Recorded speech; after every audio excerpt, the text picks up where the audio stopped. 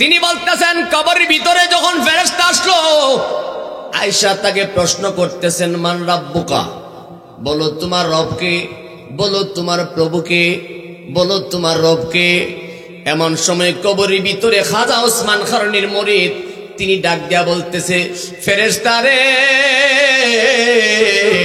ও ফেরেশতা, আল্লাহ সম্পর্কে আমার কোনো ধারণা নাই, আমার কাছে শুধু একটা জিনিস পুঁজি আছে রে ও ফেরেশতা, আমি কিছুই বলতে পারি না, আমার কাছে শুধু একটা ধারণা আছে, আমার দয়াল মুর্শিদ খাজা ওসমান খারুনি। আমরা যদি বলতে চাই, অনেক মানুষে বলে এই আল্লাহর ঘটনা মনে হয় বানায়া বানায়া কইছে, কিন্তু আমাদের সুন্নি জামাতের দল ছাড়াও অন্যান্য দলের বড় বড় আকাবের যারা, তারা তাদের কিতাবের মধ্যে কি বলে গেছে এগুলি আমাদের একটু জানা দরকার আছে না নাই? এ মুসলমান শোনেন, আমাদের ব্রাহ্মণবাড়িয়া কোথায়? এটা ব্রাহ্মণবাড়িয়া কিনা? ব্রাহ্মণবাড়িয়া আমার জন্মস্থান বাড়ি ও ব্রাহ্মণবাড়িয়া সদর থানায়। আমি যদিও রূপগঞ্জ থাকি, নারায়ণগঞ্জ, কিন্তু আমি তো আপনাদের এলাকার মানুষ, হয়তো জীবনে কোনোদিন আসি নাই, দেখা হয় নাই, কিন্তু একটা কথা বিবেক দিয়ে শোনেন, যেহেতু আমি ব্রাহ্মণবাড়িয়ার সন্তান, ওই ব্রাহ্মণবাড়িয়াতে কওমি সম্প্রদায়ের ব্রাহ্মণবাড়িয়াতে একটা মাদ্রাসা আছে, জামিয়া ইউনুসিয়া, আছে না নাই? আরো আসতে বলেন, আছে না নাই? ওই জামিয়া ইউনুসের একজন শিক্ষক ছিল, নাম ছিল তার মুফতি নুরুল্লাহ। নাম কি? ঘুমাই গেছেন গো? নাম ছিল তার মুফতি নুরুল্লাহ। তিনি কয়েকটা কিতাব লিখেছেন, এর ভিতরে একটা কিতাবের নাম হলো মাশায়েখে চিশত, অর্থাৎ চিশতিয়া তরিকার পীর মাশায়েখদের গুণাবলী। আর একটা কিতাব তিনি লিখেছেন হায়াতে আজম মুফতি নুরুল্লাহ। এই কিতাবগুলি আমি অপরাধী গুনাহগার সংগ্রহ করে রাখছি। এখন আপনাদের কাছে কি বুঝাইতে চাইলাম ভালো করে শুনেন। ওই মাশায়েখে চিশত কিতাবের ভিতরে মুফতি নুরুল্লাহ সাহেব লিখতেছেন, মাশায়েখে চিশত মানে চিশতিয়া তরিকার পীর মাশায়েখদের গুণাবলী। তিনি বুঝাইতে যাইয়া তার কিতাবের মধ্যে লিখতেছেন, খাজা বাবার পীর হলো খাজা ওসমান খারুনি। মারহাবা কর না। খাজা বাবার পীর হলো খাজা ওসমান খারুনি। খাজা ওসমান খারুনির একজন মুরিদ, সরল মানুষ ছিল। তিনি যখন দুনিয়া থেকে বিদায় হয়ে গেলেন, মানুষ তার কাছে বেশি যায় না। আমার খাজা গরিবে নওয়াজ, তিনি নিজেই তারে গোসল করাইলেন, সুন্দরভাবে জানাজা পড়াইলেন, কাফন দাফন করিয়া কবরের পারে তালকিনের জন্য বসে আছে। একটু আওয়াজ করে বলেন না সুবহানাল্লাহ। কবরের পারে তালকিনের জন্য বসে আছে। এমন সময় আমার গরিব নওয়াজ বলেন, আমার পীর ভাইকে যখন আমি কাফন দাফনের কাজ সম্পন্ন করে কবরের পারে যখন তালকিন করার জন্য বসে রইলাম, এমন সময় তাকায়া দেখতেছি কবরের ভিতরে দুইজন ফেরেশতা আগমন করেছে। একবার আওয়াজ করে বলা যাবে কি আল্লাহু আকবার? ও মুসলমান, একটা কথার জবাব আমার সঙ্গে দেন। আমার গরিব নওয়াজ তো নবী নয়, আমার নবীর উম্মত। আমার নবীর উম্মত খাজা গরিব নওয়াজ যদি মাটির উপরে তাকিয়া কবরের ভিতরে তার পীর ভাইকে ফেরেশতা কি জিগায় দেখতে পারে, শুনতে পারে রে, আমার নবী পারে কি পারে না? এই কিতাব তোমাদের মুফতি লিখছে, মুফতি নুরুল্লাহ। তিনি বলতেছেন কবরের ভিতরে যখন ফেরেশতা আসলো, আয়েশা তাকে প্রশ্ন করতেছেন, মান রাব্বুকা, বলো তোমার রবকে, বলো তোমার প্রভুকে, বলো তোমার রবকে।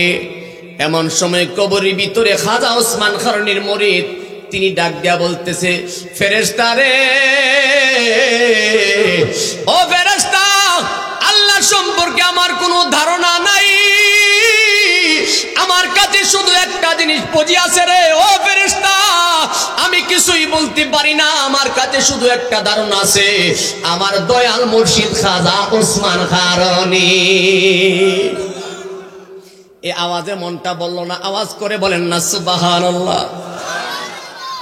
খাজা ওসমান খারুনির মুরিদ তিনি কবর থেকে বলতেছে ফেরেশতাকে, আমি তো আল্লাহর সম্পর্কে কিছু জবাব দেওয়ার ব্যবস্থা আমার কাছে নাই, আমার একটা পুঁজি আছে, আমার প্রিয় মুর্শিদ খাজা ওসমান খারুনি। কিতাবের নাম মাশায়েখে চিশত, লিখেছেন মুফতি নুরুল্লাহ।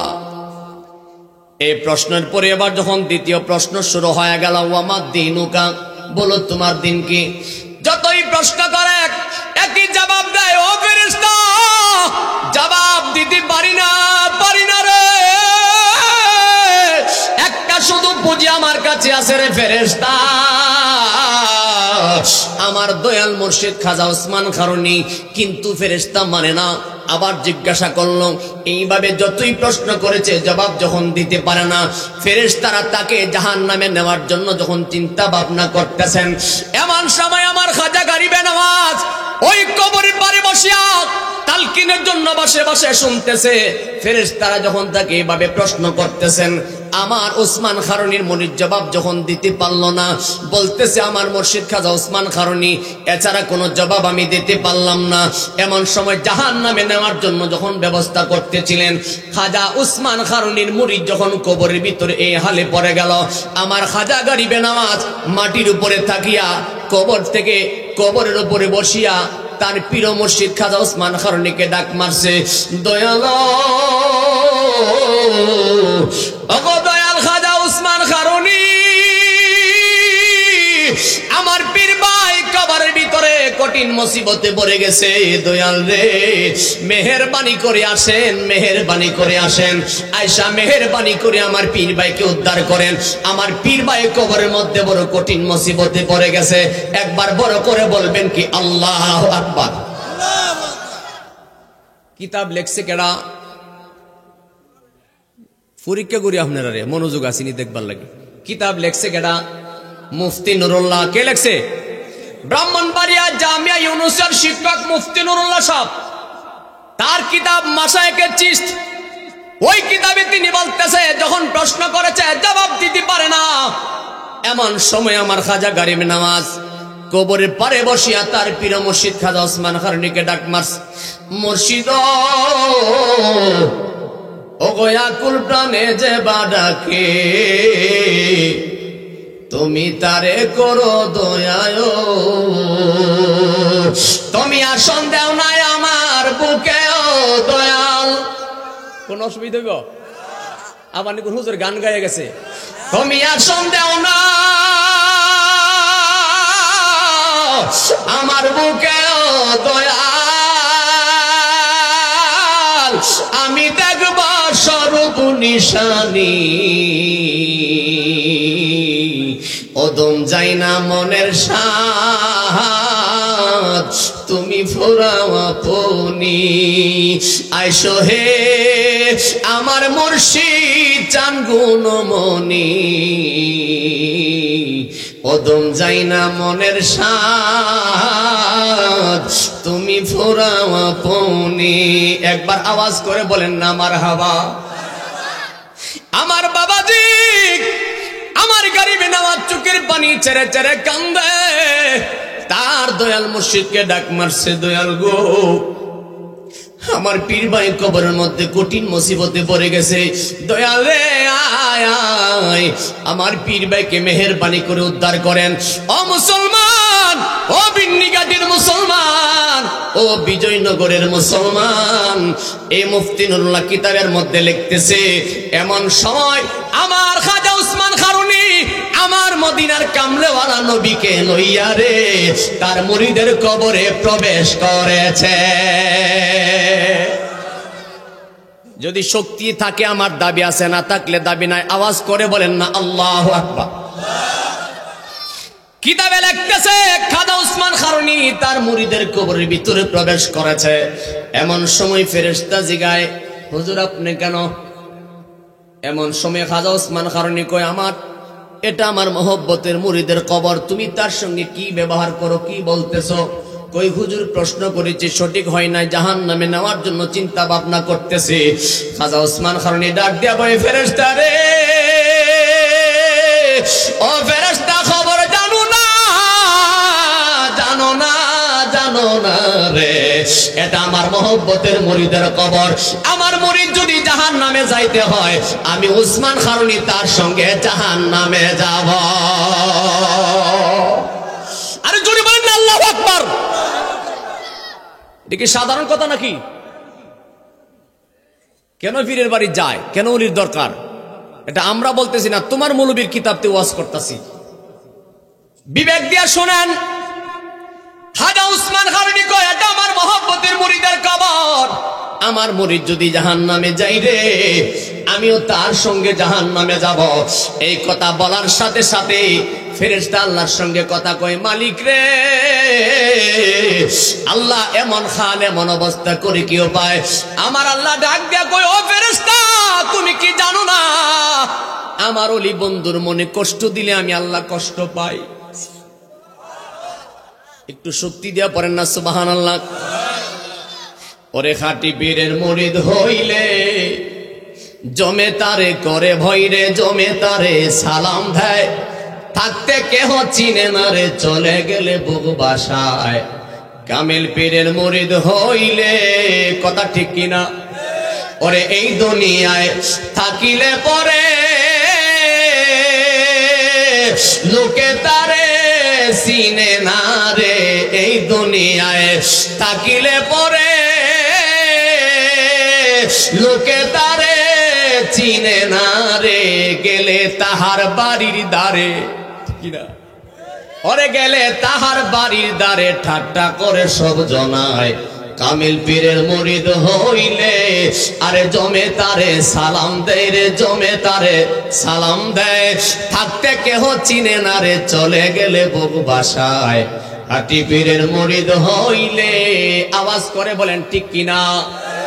এখন প্রশ্ন হলো, হুজুর আপনি যে আমাদেরকে জিগাইলেন ঠিক না বেঠিক, আমরা কেমনে জানি? যদিও না জানেন জানায়া দেয়, শুনিয়া নেন, ভালো করে শোনেন। খাজা উসমান খারুনি কয়, তুমি তোমার রবের কাছে বলো রে ফেরেশতা, আমার মুরিদ যদি জাহান্নামে যাব, আমিও তার সঙ্গে জাহান্নামে যাব। আল্লাহ কই, ফেরেশতা রে, তুমি তো জানো না আমার ওলি বন্ধুর মনে যদি কষ্ট হয়, আমি আল্লাহ কষ্ট পাই। ফেরেশতা কই, আল্লাহ কি করতাম? কই, তুমি যায়া মাফ করে দাও। মাফ করার মালিক কে? আরো আসতে বলেন কে? ফেরেশতাকে বলে, যাও আমার ওলি বন্ধুর মনে যেন কষ্ট না হয়। সুবহানাল্লাহ কয় না? এমন সময় ফেরেশতা আইসা বলতেছে, হুজুর আপনি যেইভাবে খুশি আল্লাহ সেইভাবে খুশি। এখন এই আলোচনার দ্বারা আপনারা কি শিক্ষা পাইলেন? এক নম্বর কথা হলো, আমার খাজা গরিব নওয়াজ তো নবী নয়, আমার নবীর উম্মত। সে যদি মাটির উপরে থাকিয়া কবরের ভিতরে তার পীর ভাইকে ফেরেশতা কি জিগাই দেখতে পারে, শুনতে পারে রে, আমার নবী পারে কি পারে না? এক নম্বর পয়েন্ট। দুই নম্বর পয়েন্ট হলো, খাজা ওসমান খারুনি তো নবী নয়, আমার নবীর উম্মত। কথা বলেন। কিন্তু খাজা ওসমান খারুনি নবী নয়, আমার নবীর উম্মত। খাজা ওসমান খারুনি যদি 100 মাইল দূর থেকে, 1000 মাইল দূর থেকে তার মুরিদ যদি কবরের ভিতরে বিপদে পড়ে, আর খাজা বাবা যদি ডাক দেওয়ার পরে 1000 মাইল দূর থেকে আসা তার মুরিদের কবরে ঢুইকা তার মুরিদকে উদ্ধার করতে পারে, আপনারা জবান খুলে বলেন, আমার নবী এই মাহফিলে আশিকের সামনে আসতে পারে কি পারে না? এটা আমার আপনার ওয়াজ নয়, এটা মুফতি নুরুল্লাহর কিতাবের ওয়াজ। কথা কি বুঝা যায়? বলেন, আল্লাহর ওলিদের ক্ষমতা আছে না নাই? দিল কে? সবাই দিয়ে স্বীকার করে না। দিল কে? আল্লাহ যদি ক্ষমতা দেয় আমার কোনো অসুবিধা আসেনি। এই মাসে কি চিজ থেকে একটা কথা শুনাইলাম। এখন আসেন, হায়াতে আজম মুফতি নুরুল্লাহ তার জীবন বৃত্তান্ত একটা কিতাব লিখছে। মুফতি নুরুল্লাহ সাহেব তার জীবন বৃত্তান্ত একটা কিতাব লিখেছে। ওই কিতাবের মধ্যে তিনি একটা হাওলা টানছে। তিনি যখন গেলেন মক্কা মদিনায় হজ করার জন্য, জোরে বলেন কিসের জন্য? মুফতি নুরুল্লাহ সাহেব যখন গেল মক্কা মদিনায় হজ পালন করার জন্য, হজ করতে যাওয়ার পরে, হজের কাজ সম্পন্ন করার পরে তিনি মনে মনে চিন্তা ভাবনা করলেন, দেশে তো চলে যাব, কিন্তু জামিয়ার জন্য কিছু কালেকশন করে যাই। কি করে যায়? এই যে আমার পূর্বে জুবায়ের কামাল হুজুর বলে গেছে, তারা যদি কালেকশন করে কোনো অসুবিধা নাই, আমরা যদি কিছু বলি অপরাধ হয়। রাগ করতেছেন নাকি? আপনাদের কি মনোযোগ আছে? আমার বাবাজিরা ভালো করে শোনেন, জীবনে বহুবার শুনেছেন, শুনবেন। আমি গুনাহগারের কথাগুলি হৃদয় দিয়া বুঝেন। হায়াতে আজম মুফতি নুরুল্লাহ তার কিতাবের মধ্যে লিখতেছে, মক্কা মদিনায় গেল হজ পালন করার জন্য। হজের কাজ যখন সম্পন্ন হয়ে গেছে, আসার সময় তিনি মনস্থ করলেন, আমি জামিয়া ইউনুসিয়ার জন্য কিছু কালেকশন করে যায়। কালেকশনের জন্য বাহির হইলেন। আল্লাহর খেলা বোঝা বড় দায়। হঠাৎ করে তার কাগজপত্র গেছে হারায়া। কাগজপত্র হারায়া গেছে। কাগজপত্র যখন হারায়া গেছে, আপনারা বলেন তো, এটা তো বাংলাদেশ না, ঠিকই না? কাগজপত্র না থাকলে পুলিশে ধরবনি? আওয়াজে বুঝা যায়, বুঝেন না কথা? পুলিশে ধরবে কিনা? মুফতি নুরুল্লাহ কয়, আমার কাগজপত্র যখন হারা গেছে, আমি বড় পেরেশানির ভিতরে পড়ে গেলাম। হায় হায় করে কি উপায়? টেনশন করতে করতে কোনো জায়গায় না যায় তিনি বলতেছেন, আমার কাগজ যখন হারায়া গেছে, আমি দুনিয়ার অন্য কারো কাছে বলতেও গেলাম না। আমি শুধু একটা কথা চিন্তা করতেছি, এখন যদি পুলিশ আমাকে গ্রেফতার করিয়া নেয় আর বাংলার জমিনের মানুষ শুনে মুফতি নুরুল্লাহকে সৌদি আরবে পুলিশে ধরছে, মনে মনে ভাববো না জানি কি কাম করছে। কথা কয় না? হজ করতে গেছে বেটারে পুলিশে ধরলো করে, না জানি কোন কাম করছে। কইতো নৌ পুলিশে যদি কোনো মানুষকে ধরে, বালার জন্য হোক আর হারাফের জন্য হোক, অবশ্যই মানুষে বলে কি কারণে যেন ধরছে, বলে না? মুফতি নুরুল্লাহ সাহেব এই পেরেশানিতে পড়িয়া, হায়াতে আজম মুফতি নুরুল্লাহ এই কিতাবের মধ্যে তিনি তার জীবন বৃত্তান্ত লিখতে যাইয়া তিনি বুঝাইতেছে, আমার কাগজপত্র যখন হারায় গেল, দুনিয়ার অন্য কোনো মানুষের কাছে গেলাম না রে, আমি দৌড়া যাইতে যাইতে যাইতে যাইতে আমার নবী রওজা মুবারকে হাজির হইয়া গেলাম। তিনি বলেন, আমি কারো কাছে গেলাম না, আমি চেষ্টা করে আমার নবী রওজা মুবারকের পাশে গেলাম। তিনি বলেন, সেখানে যাইয়া আমার নবীজির কাছে যায় বলতেছেন, ইয়া রাসূলুল্লাহ, ইয়া হাবিবাল্লাহ, নবী গো, ওগো মায়ার নবীজি, আমি তো জানি আপনি হায়াতুন নবী। সুবহানাল্লাহ। মুফতি নুরুল্লাহ সাহেব কইতাছে, আমি তো জানি আপনি হায়াতুন নবী, কিন্তু তার দলের লোকেরা কোন নবী মরে গেছে গা, কন্যা নাউজুবিল্লাহ, বাপে ফুতে বিল নাই। ওয়াজ বুঝিনি আমার? বাপে ফুতে মিল নাই, বাবা কয়েকটা ফুতে ক। কি বুঝাইতে চাইলাম? আমার প্রত্যেকটি কথার ভিতরে শিক্ষণীয় বিষয়, যদি মনোযোগ না দেন আপনাদের এই লস হবে। বিবেকটা কানটা সজাগ করে শুনেন মুসলমান। মুফতি নুরুল্লাহ সাহেব আমার নবীর রওজা মুবারকের পাশে গিয়া কাঁদতেছেন কাঁদতেছেন, চোখের পানি চারা চারা কান্দে। আমার নবীকে ডাক দেয়া বলে, ইয়া রাসূলুল্লাহ, নবী গো,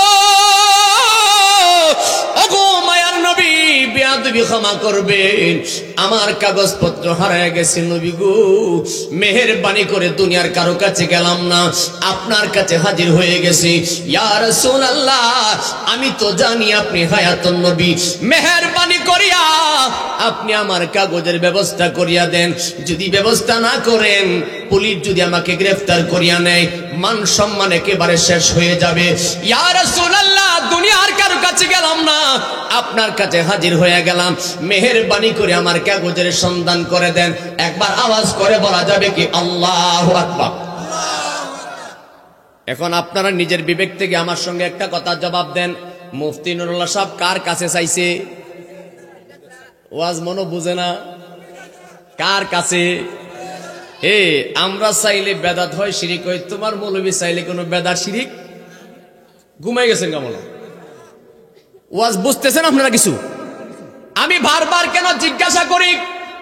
জিজ্ঞাসা করার উদ্দেশ্য হলো আপনারা যেন সচেতন থাকেন, কথাটা যেন বিবেক দিয়া বুঝতে পারেন। আমার নবীজির কাছে চাইতেছে, কাঁদতেছে। ও মুসলমান, তিনি বলতেছেন, আমার নবী রওজা মুবারকের পাশে চায় কাঁদতে কাঁদতে কাঁদতে কাঁদতে তিনি বলেন, পেরেশানি করতে করতে আমার একটা এমন একটা হাল আইসা গেছে, আমার খানা নাই, আমার ঘুম নাই। খানা ঘুম না থাকার কারণে পেরেশানি করতে করতে আমার নবী রওজা মুবারকের পাশে আমার শরীরের মধ্যে একটা ঘুমতারি চলে আসলো, একটা ক্লান্তি চলে আসলো। আমি যখন একটু ঘুমের তন্দ্রা ভাব এসে গেছে, মুফতি নুরুল্লাহ কয়, এমন সময় আমি ঘুমের মধ্যে স্বপ্নে দেখতেছি আমার মদিনার কামলেওয়ালা নবী রওজা মুবারক থেকে এক কদম দুই কদম করে উঠতেছে। সবাই মিলে কন্যা সুবহানাল্লাহ। এক কদম দুই কদম করে উঠতেছেন। মুফতি নুরুল্লাহ কই আমি তাকায় দেখলাম আমার নবী এক কদম দুই কদম করে আইসা আমার মাথার মধ্যে হাত বোলায় ডাক দিয়া বলে, নুরুল্লাহ রে, কাগজ হারায় গেছে, এই জন্য বুঝি কান্না করে পেরেশানি করতেছো। পেরেশানি করা লাগবে না, চিন্তা করা লাগবে না, টাকা দেখ এই কাগজটা তোর হারাইছিল কিনা। জোরে বলেন আল্লাহু আকবার। এখন আমার প্রশ্ন হলো, আপনারা যারা আমার নবীর হাজির ও নাজির মানেন না, আপনাদের বিবেকের কাছে বিচার দিলাম। তোমার মৌলবী মুফতি নুরুল্লাহ সাহেব বলতেছে, আমি দেখছি নবী আমার কাছে হাজির হইছে, আমার কাছে আইসা বলে, দেখ এই কাগজটা তোর হারাইছিল কিনা। আপনারা বিবেক থেকে বলেন, আমার নবী হাজির ও নাজির, এটা তার কিতাব দ্বারা প্রমাণ হইল কি হইল না? ভালো করে শুনবেন। মুফতি নুরুল্লাহ কয়, এমন সময় হঠাৎ করে আমার ঘুম ভেঙে গেছে। ঘুম ভাঙ্গার পরে তাকায় দেখতেছি আমার হাতের মধ্যে কাগজটা আছে, কিন্তু আমার নবী নাই। চোখের পানি ছেড়ে কান্দে, তাকায় দেখে মেশক আম্বরের গন্ধ পাওয়া যাইতেছে। হাওমা করে কান্দে, ডাক দেয়া বলে, নবী গো, আপনি আমার হায়াতুন নবী, আমি আগেই জানতাম না। ইয়া রাসূলুল্লাহ, বেয়াদবি করে ক্ষমা করিয়া দেন। তিনি তাকায়া দেখে যে কাগজটা হারাইছে, সেই কাগজটা তার হাতের মধ্যে। একবার আওয়াজ করে বলা যাবে কি আল্লাহু আকবার? আমি কি বুঝাইতে চাইলাম? এক নম্বর কথা হলো, মুফতি নুরুল্লাহ সাহেব আমার নবীর রওজা মুবারকের পাশে যাই আমার নবীর কাছে চাইছে। শিরিক হইছিনি? আমারটা দুর্বল দুর্বল লাগে।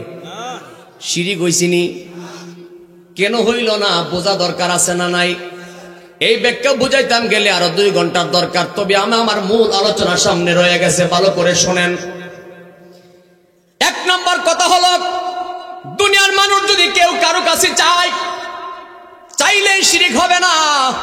কেন কেন হুজুর? চাওয়ার মধ্যে পার্থক্য আছে। কি আছে?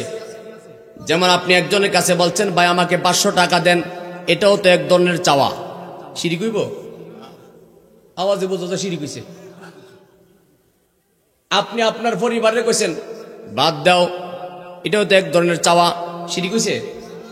আওয়াজে বোঝা যায় শিরিক হইতেছে। শিরিক হইছে? আপনি হুজুরের কাছে বলছেন, হুজুর আপনি একটা টুপি আমারে দেন, শিরিক হইছে? এই জন্য বুঝতে হবে, চাইলে শিরিক হয়ে যায় না। মুসলমান, আমার নবীজির কাছে চাওয়া আল্লাহর কাছে চাওয়া তো এক না। আল্লাহর কাছে চাওয়া একরকম, দুনিয়ার মানুষের কাছে চাওয়া আরেক রকম। তবে এমনটা নয়, বোঝার বিষয় আছে।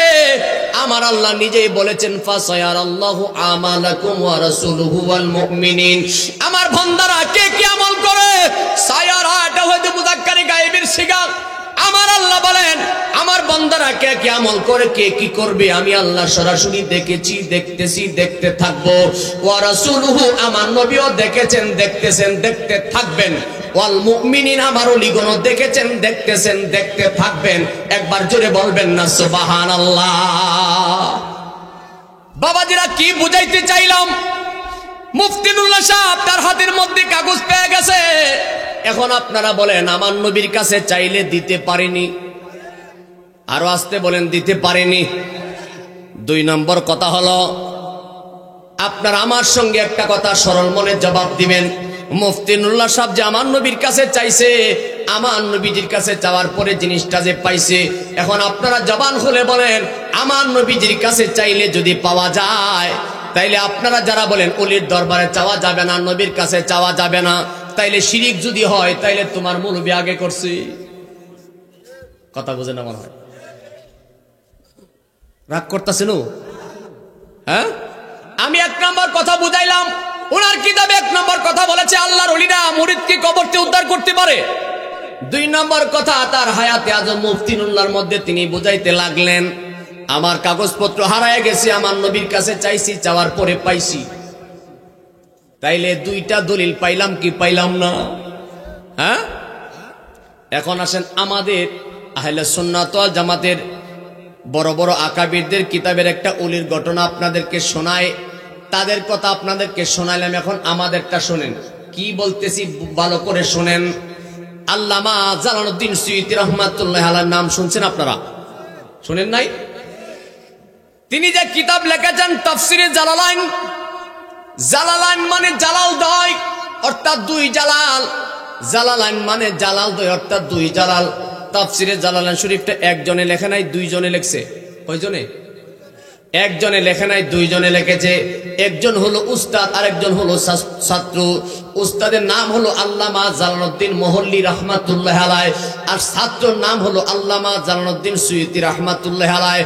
আল্লামা জালালউদ্দিন মোহল্লী রহমাতুল্লাহ আলাইহি তিনি এই তাফসিরে জালালাইন শরীফের পবিত্র কোরআনুল কারীমের প্রথম থেকে 15 পারা পর্যন্ত তিনি তাফসির করেছেন। 15 পারা পর্যন্ত তাফসির করার পরে হায়াতের বেলা শেষ হয়ে গেল, তিনি দুনিয়া থেকে ইন্তেকাল করেছেন। ইন্তেকাল করার পরে আল্লামা জালালউদ্দিন সুয়ুতী রহমাতুল্লাহ আলাইহি তিনি হলেন ছাত্র। তিনি একদিন নামাজ আদায় করে মুরাকাবায় মুশাহাদা হালে যাইয়া আল্লাহর কাছে দুইটা হাত বাড়ায়া চোখের পানি ছেড়ে ছেড়ে কাঁদতেছে। ডাক দিয়া বলে, মাওলা রে, আল্লাহ আমার উস্তাদ জি তোমার কোরআনের 15 পারা তাফসির করেছে, বাকি 15 পারা তাফসির আরো বাকি আছে। ও আল্লাহ, তুমি যদি মেহেরবানি করে দয়া করো, আমি বাকি 15 পারা তাফসিরের জন্য কলম ধরতে চাই। আমার নবীজির কাছে যাইয়া বলে, ইয়া রাসূলুল্লাহ, নবীর রওজা মুবারকে জিয়ারতের উদ্দেশ্যে আমার নবীর কাছে বলি, ইয়া রাসূলুল্লাহ, নবী গো, মেহেরবানি করে আপনি যদি নেক নজর দেন, দোয়া নিয়া সব কিছু নিয়া আল্লামা জালালউদ্দিন সুয়ুতী রহমাতুল্লাহ আলাইহি বাকি 15 পারা থেকে যখন তাফসির করা শুরু করে দিলেন, 30 পারা কোরআনের তাফসির শেষ হয়ে গেছে, যারা পরিমাণ কোনো সমস্যা হয়েছে না। যদি বলেন না সুবহানাল্লাহ। তাফসিরে জালালাইন শরীফ 15 পারা তাফসির করেছেন আল্লামা জালালউদ্দিন মোহল্লী রহমাতুল্লাহ আলাইহি, বাকি 15 পারা করেছেন আল্লামা জালালউদ্দিন সুয়ুতী রহমাতুল্লাহ আলাইহি। আমি কি বুঝাইতে চাইলাম, 30 পারা কোরআন যখন তাফসির করা শেষ হয়ে গেল, তিনি আপনার আমার নবী রওজা মুবারকে জিয়ারতের উদ্দেশ্য যাইয়া চোখের পানি ছেড়ে ছেড়ে কাঁদতেছে। আর আমার নবীকে ডাক দিয়া বলে, ইয়া রাসূলুল্লাহ, নবী গো, আমি যে কোরআনের তাফসির করেছি ভুল আছে কিনা জানি না, মেহেরবানি করে ইয়া রাসূলুল্লাহ আপনি সংশোধন করিয়া দেন। একবার শক্তি দিয়া বলা যাবে কি আল্লাহু আকবার? কত বড় বিশ্বাস, কত বড় আকীদা! জানে যে আমার নবী রওজা মুবারকের কাছে যদি নালিশ দেয় এটা পেয়ে যাব। সুবহানাল্লাহ। তিনি আল্লামা জালালউদ্দিন সুয়ুতী রাহমাতুল্লাহ আলাইহি তিনি বলেন, আমি ঘুমের মধ্যে স্বপ্নে আমার রাসূলের সঙ্গে 75 বার দিদার হয়েছে। কতবার? এরপরে তিনি বলেন, আমি যখন মুকসুদের জন্য আমার নবীর উদ্দেশ্য করে জিয়ারতের উদ্দেশ্য, আমি যখন মুরাকাবার মুশাহাদা হালের মধ্যে আমি যখন আমার নবীজিকে চাইতাম, আমি সুয়ুত গ্রামের মধ্যে দিনের বেলায় মুরাকাবায় নয়, মুশাহাদায় নয়, ঘুমের ঘরে নয়, স্বপ্নে নয়, সরাসরি আমার রাসূলের সঙ্গে সুয়ুত গ্রামের মধ্যে আমার নবীর সঙ্গে 7 বার দেখা হয়েছে। কতবার? 7 বার আমার নবীর লগে ডাইরেক্ট দেখা হয়েছে আল্লামা জালালউদ্দিন সুয়ুতী রহমাতুল্লাহ আলাইহি। এখন আপনারা বলেন, আমার নবীজি আসার ক্ষমতা আসেনি? কষ্ট পাইতেছেন বাবা? আমার নবী আসার ক্ষমতা আসেনি?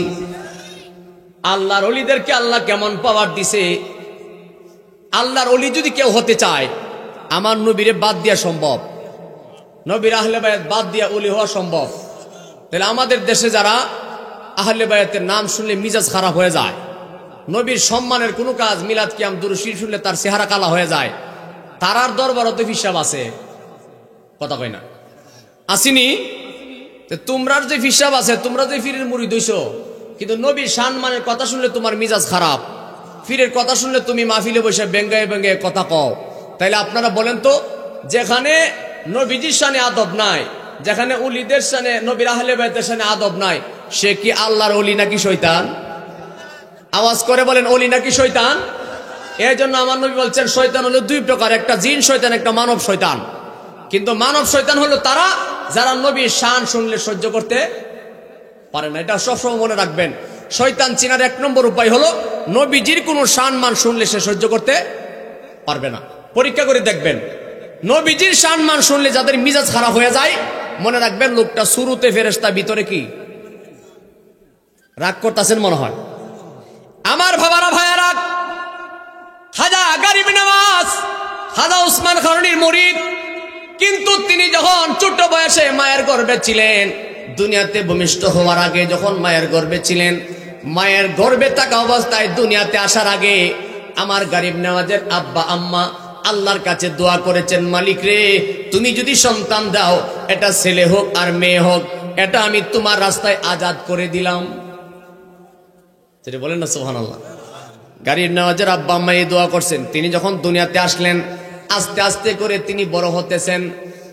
11 বছর 12 বছর যাওয়ার আগে আগে তার আব্বাজান বিদায় হয়ে গেছে। সুবহানাল্লাহ। 15 বছর পার হওয়ার আগে আগে তার আম্মা জানো বিদায় হয়ে গেছে। আমার গরিব নওয়াজের আব্বা জানো নাই, আম্মা জানো নাই। অল্প বয়সে এতিম হয়ে গেলেন। তার বাবার কোটি কোটি কোটি কোটি টাকার ধন সম্পদ যা কিছু ছিল, এগুলি সব ইসলামের জন্য, দ্বীনের জন্য দান করে দিয়েছে। আস্তে আস্তে করে সবগুলো বিলীন করে দিলেন। একটা মাত্র আঙ্গুরের বাগান তিনি রেখেছিলেন, এটা দিয়ে রক্ষণাবেক্ষণ করে তিনি তার জীবন নির্বাহ করতেন, পড়াশোনার কাজ কোন রকম চালাইতেন। একদিন দুপুর বেলা আমার গরিব নওয়াজ তাকায় দেখে একজন মুরব্বী মানুষ বাগানের পাশ দিয়ে হেঁটে যায়। রুদ্রের তাপে গাম গুলি জড়তেছে। আমার গরিব নওয়াজ বাগানের ভিতর থেকে ডাক দিলেন, ও চাচা, বাবা আপনার বাড়ি কোথায়? গরমের তাপে আপনি কোথায় যান? মেহেরবানি করে আপনি আমাদের বাগানে একটু আসেন, আপনাকে আমি একটু সেবা করব। আমার গরিব নওয়াজ ডাক দিয়ে ভিতরে নিলেন, বাগানের ভিতরে নিয়ে বসতে দিলেন। দেওয়ার পরে যাকে বাগানের ভিতরে নিলেন তার নাম ইব্রাহিম কাঞ্জবি রহমাতুল্লাহ আলাইহি।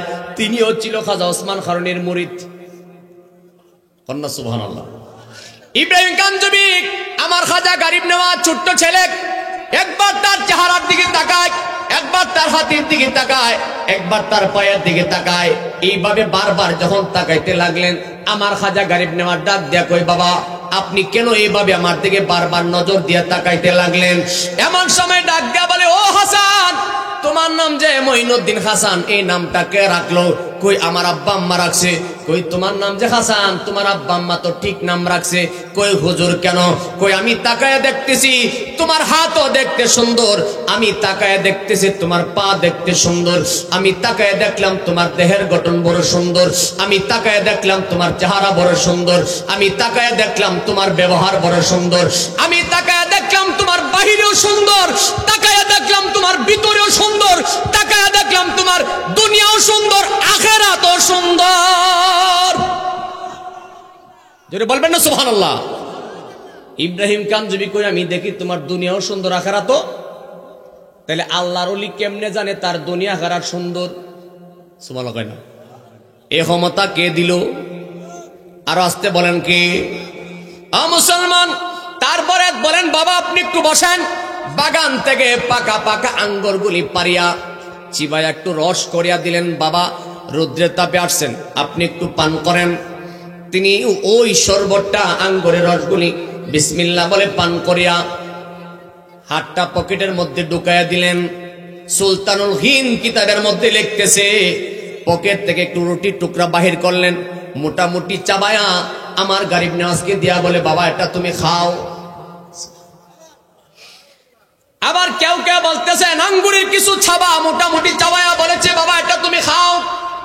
ও মুসলমান, আমার গরিব নওয়াজ এটা বিসমিল্লাহ বলে খাওয়ার সাথে সাথে বিকট আওয়াজ দিয়ে একটা চিৎকার মারছে, ডাক দিয়া বলে, হুজুর গো, আপনি আমারে কি খাওয়াইলেন, কি খাওয়াইলেন বুঝতে পারলাম না। আমি তাকায়া দেখতেছি আমার ভিতরটা যেন পরিবর্তন হয়ে গেছে। এমন সময় ইব্রাহিম কাঞ্জবি ডাক দিয়া বলে, ও হাসান, তুমি আমার রৌদ্রের তাপের মধ্যে আঙ্গুরের শরবত খাওয়াইছো, আমি তোমার মারেফতের শরবত খাওয়াইয়া দিলাম। জোরে বলেন না সুবহানাল্লাহ। এরপর থেকে আমার গরিব নওয়াজের পুরা দুনিয়াটা বিমুখ হয়ে গেল। এই বাগানটাও বিক্রি করে দিলেন, টাকাগুলি নিয়ে গরিব মানুষকে দান করে দিলেন। সেদিন থেকে তার নাম হলো গরিবে নওয়াজ, অর্থাৎ গরিবের বন্ধু। জোরে বলেন না মারহাবা। আমার গারিব নেওয়াজ কি ইব্রাহিম কাঞ্চবি বলে, ও মঈনুদ্দিন, তুমি জাহিরি শিক্ষা যা কিছু অর্জন করেছো এই শিক্ষা চলবে না, তোমার মারেফতের শিক্ষা গ্রহণ করতে হবে। কই হুজুর মারেফতের মাদ্রাসা পাবো কই? কই আমার সঙ্গে চলো। কই কোথায়? ইব্রাহিম কাঞ্চবি রহমাতুল্লাহ আলাইহি আমার গারিব নিয়াজকে রওনা দিলেন খাজা ওসমান খারুনির দরবারে। ওই দিকে খাজা ওসমান খারুনি রহমাতুল্লাহ আলাইহি তার দরবারে ভক্ত মুরিদদেরকে তালিম দিতেছিলেন। প্রত্যেকদিন ভক্তদেরকে তালিম দেয়। যেদিন আমার গারিব নিয়াজকে নিয়ে যায় ওই দিন সকাল সকাল সবাইকে বলেছে তোমরা যার যার বাড়িতে চলে যাও। সুবহানাল্লাহ। ভক্তদের মনের মধ্যে কল্পনা, হায় হায় বুঝলাম না রে, হুজুর আজকে কেন সকাল সকাল আমাদেরকে বিদায় দিয়ে দিল। সবাই যখন চলে গেছে আমার গারিব নেওয়াজকে নিয়ে ইব্রাহিম কাঞ্চবি রহমাতুল্লাহ আলাইহি যখন খাজা ওসমান খারুনির দরবারের নিকটবর্তী হয়ে গেল, এমন সময় আমার ওসমান খারুনি দরজার মধ্যে দাঁড়ায় ডাক দিয়া বলে, মঈনুদ্দিন কাছে আয়, তাড়াতাড়ি আয়, তোমার জন্য বসে বসে দিন গুনতেছি। একবার আওয়াজ করে বলা যাবে কি আল্লাহু আকবার।